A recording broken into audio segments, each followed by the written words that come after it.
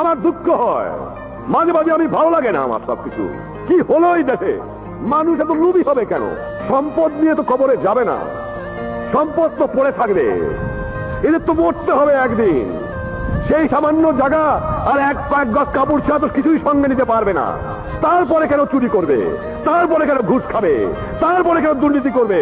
তারপরে কেন অত্যাচার করবে? আমি বুঝতে পারি না মানুষ। যাই হোক, চোরা নাহি শুনে ধর্মের কাহিনী, তাই চোরাদের একটু দমন করতে হয়, দমন করতে হবে, উপায় নাই। 7.5 কোটি মানুষের চোখের দিক থেকেই তাদের দমন করতে হবে। আমি বোধহয় মনে করেছি আমি দয়ালু মানুষ। বঙ্গবন্ধু স্লোগান দেয়, বঙ্গবন্ধু কঠোর হও। কঠোর আমি হওয়ার পারি কিনা তা এহিয়া খান আইয়ুব খান জানে, কিন্তু আমি কার বিরুদ্ধে কঠোর হব? যেদিকে চাই দেখি তারা আমার।